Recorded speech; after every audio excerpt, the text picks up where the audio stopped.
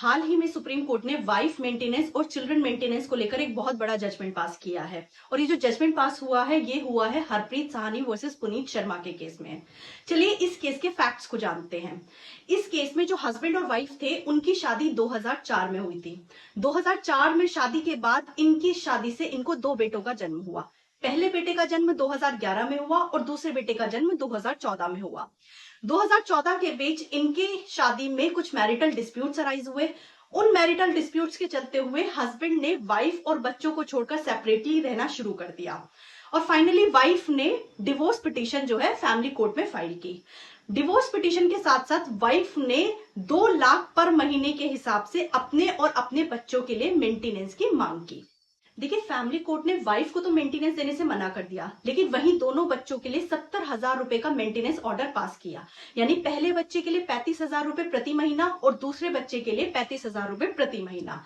आगे चलकर इसी 35,000 रुपए को फैमिली कोर्ट ने 40,000 रुपए कर दिया। यानी पहले बच्चे को 40,000 रुपए प्रति महीना और दूसरे बच्चे को 40,000 रुपए प्रति महीना, यानी कुल 80,000 रुपए प्रति महीना एज अ मेंटेनेंस बच्चों के लिए ग्रांट किया। बाद जो है वाइफ ने मेंटेनेंस इनहेंसमेंट की एप्लीकेशन फाइल की और 2024 में जब वाइफ ने मेंटेनेंस की एप्लीकेशन फाइल की, इनहेंसमेंट ऑफ मेंटेनेंस की एप्लीकेशन फाइल की, तो फैमिली कोर्ट ने वाइफ की जो लायबिलिटी थी उसके हाउसिंग लोन से रिलेटेड, बच्चों के जो एजुकेशनल एक्सपेंसेस थे और जो अदर एक्सपेंसेस है उन सबको ध्यान में रखते हुए वो जो 40,000 रुपए जो मेंटेनेंस सेट किया था उसकी अमाउंट को बढ़ाकर टोटल 50,000 रुपए, यानी 50,000 रुपए पहले बच्चे के लिए और 50,000 रुपए दूसरे बच्चे के लिए फिक्स कर दिया। यानी टोटल जो है 1 लाख रुपए मेंटेनेंस फिक्स कर दिया।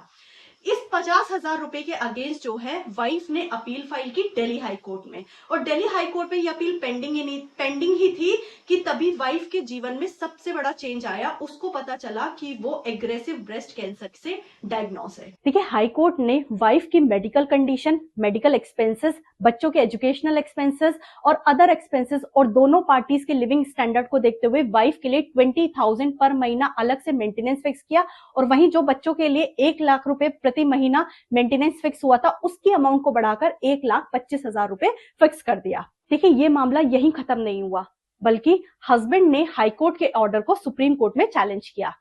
यानी जो हाई कोर्ट ने वाइफ के लिए 20,000 पर महीना और बच्चों के लिए 1,25,000 रुपए पर महीना फिक्स किया था, हस्बैंड ने इस ऑर्डर को सुप्रीम कोर्ट में चैलेंज किया। अब सुप्रीम कोर्ट के सामने हस्बैंड की सैलरी स्लिप रखी गई और उसके डिडक्शंस को दिखाया गया।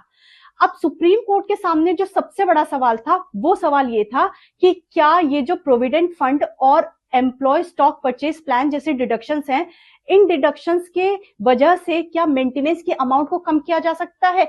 क्या ये डिडक्शंस की नेचर एक्चुअली एक्सपेंसेस वाली नेचर होती है?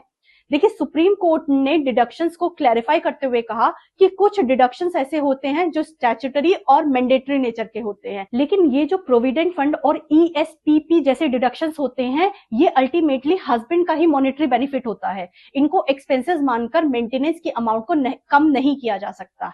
और फाइनली सुप्रीम कोर्ट ने वाइफ की अदर कंडीशंस, मेडिकल एक्सपेंसेस और बच्चों के एजुकेशनल एक्सपेंसेस को देखते हुए वाइफ के मेंटेनेंस को 20,000 से बढ़ाकर 30,000 फिक्स कर दिया और वहीं बच्चों के जो मेंटेनेंस 1,25,000 रुपए फिक्स हुआ था उसको बढ़ाकर 1,50,000 फिक्स कर दिया। और सुप्रीम कोर्ट ने इस केस में यह भी स्पष्ट किया कि अगर फ्यूचर में सर्कमस्टेंसेस चेंज होती है तो वाइफ फर्दर इनहैंसमेंट ऑफ मेंटेनेंस की मांग कर सकती है। ऐसे ही कानून की जानकारी लेने के लिए न्याय के बोल चैनल को सब्सक्राइब करें और वीडियो को लाइक करें।